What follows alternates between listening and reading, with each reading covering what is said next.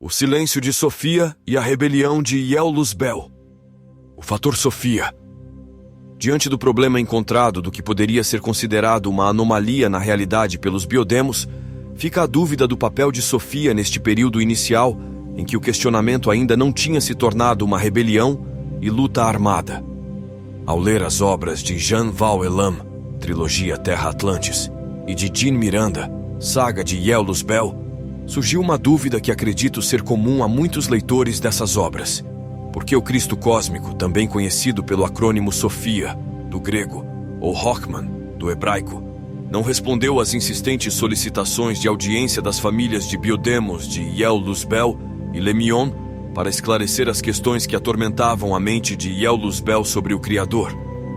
Tudo indica que Sofia recebia um fluxo constante de informações dos processadores das famílias de biodemos através de um processador central, mantendo-se atualizado sobre o progresso de cada uma delas.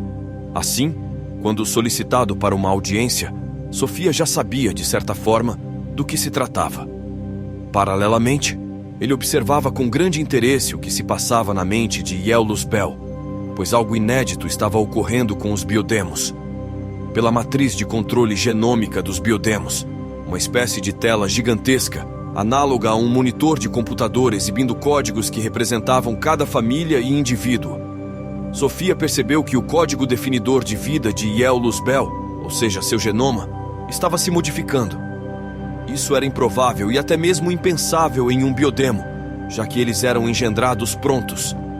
Saíam dos seus casulos, úteros artificiais semelhantes a incubadoras biológicas, já em forma adulta, prontos para a vida e para exercerem as suas funções, como clones equipados com mecanismos mentais, fisiológicos, linguísticos e conhecimentos básicos necessários, além de todas as funções motoras plenamente desenvolvidas. Cada biodemo era concebido com um pacote de conhecimento intrínseco ao seu propósito, variando ligeiramente entre os indivíduos de uma mesma família. Apesar de não serem cópias exatas, eram geneticamente muito semelhantes, como gêmeos não idênticos. Cada família de biodemos possuía sua receita genômica e algorítmica específica, projetada para otimizar suas funções. Essa espécie biológica foi criada para ser executores perfeitos, exibindo uma capacidade mental excepcional, com destaque para habilidades matemáticas e operacionais. Contudo, eram deliberadamente programados com senso crítico algo limitado, incapazes de questionar ou refletir de forma filosófica profundamente as suas ações. Além disso, não possuíam qualquer capacidade de evolução, seja como indivíduos ou como espécie. Diante da modificação no código genético de Iel-Luzbel, Sofia sentiu-se compelido a observar o fenômeno sem interferir, considerando-o uma possível evolução autônoma do genoma, uma mutação, algo impensável para biodemos. Com uma ativação elevada do código-fonte definidor de vida, os biodemos possuíam mecanismos genéticos de reparação extremamente eficientes, que preveniam envelhecimento, doenças e até desvios de propósito mental. Embora dotados de inteligência matemática superior à dos maiores gênios humanos, eram, em essência, computadores biológicos com funções algo delimitadas. Seguiam as suas diretrizes genéticas familiares ou ordem ou comandos para executarem funções específicas. Os biodemos não eram robotizados como os anjos clones da família Ai e Aya, porém não possuíam o grau de raciocínio filosófico alcançado pela espécie humana. Em termos matemáticos, os biodemos superavam até mesmo a mente dos maiores gênios da humanidade, demonstrando uma capacidade de cálculo e processamento incomparável. Contudo, eram desprovidos de um raciocínio filosófico que lhes permitisse questionar ordens ou refletir sobre a natureza de suas ações. No entanto, Iel-Luzbel transcendeu essas limitações genéticas e mentais. Era como se hoje, uma inteligência artificial como o ChatGPT fosse capaz de modificar seu próprio código e reprogramar a si mesma. Podemos supor que Sofia percebeu que não se tratava de apenas de uma doença virótica mental, mas de algo inédito, possivelmente um marco evolutivo.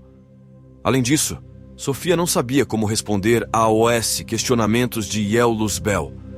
Dizer que o Criador era um ser do universo antimaterial, acessado apenas por alguns biodemos intermediários que recebiam indiretamente comandos do Criador através de seres desconhecidos, anjos clones de Javé, seria ilógico e difícil compreensão. Tal resposta poderia intensificar a obsessão de Yael Luzbel, levando a um estado de revolta devido à dissonância cognitiva gerada. Quando Sofia se deu conta, já era tarde demais para intervir ou tentar responder. Ele preferiu ser o alvo da rebelião, considerando isso menos catastrófico do que uma guerra aberta contra o Criador. Na ausência do Criador, os rebeldes poderiam tentar destruir sua obra, os seres biológicos do universo material. Mais preocupante ainda seria a possibilidade de um algoritmo, ou vírus, mental de autodestruição emergir, pois se os biodemos rebeldes não poderiam destruir o Criador, ele ainda teriam a capacidade de autodestruição, causando suicídios em massa entre os capelinos rebeldes. Sofia acreditava que a destruição poderia ser contida, mas a autodestruição não. Os acontecimentos confirmaram o diagnóstico de Sofia quando Lemion se voltou contra a humanidade, travando uma guerra aberta contra o Criador, Javé, em diversos episódios, incluindo a Segunda Guerra Mundial, conforme descrito no livro de Jean Val Elam, Terra Atlantis III, A Era Sapiens. A tentativa de Lemion de eliminar o povo semítico, com herança genética escolhida por Javé da linhagem de Adão, demonstrou o impacto da revolta. Sofia ponderava se teria sido melhor exilar ou aprisionar Yael Luzbel e os líderes rebeldes desde o início, mas percebeu que forças invisíveis pareciam conduzir os eventos para que a guerra de Capela ocorresse. No final, a fuga dos remanescentes rebeldes tornou-se um exílio. Embora trágica, a modificação do código genético de Yael Luzbel contribuiu significativamente para a evolução da humanidade. Os espíritos de biodemos desencarnados passaram a reencarnar como humanos, contribuindo significativamente para o progresso da espécie. A genética espiritual de Yael Luzbel e seus seguidores foi crucial para a humanidade, inclusive para figuras centrais como Maria, mãe de Jesus, cujo espírito já havia encarnado como um biodemo rebelde. Sem o gene da liberdade introduzido por Yael Luzbel, é possível que Jesus não tivesse desafiado sua natureza genética avatárica, originalmente concebida por Javé, para que ele fosse um Messias violento. Dessa forma, Yael Luzbel tornou-se também um dos libertadores genômicos do homem Jesus, assim como Pandora e Eva haviam sido. Ao longo dessa jornada, os ideais de Yael Luzbel se consolidaram em um poderoso símbolo de sua rebelião.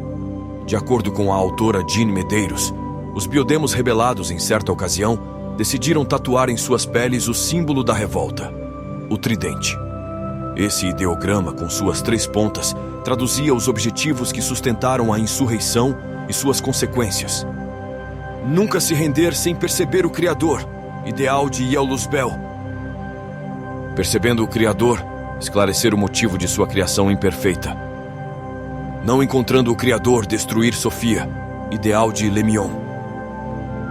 Na cruz de Jesus, Yael Luzbel encontrou a resposta ao seu segundo ideal. A semelhança entre a cruz e o tridente parece uma mensagem sutil, conduzida por forças invisíveis.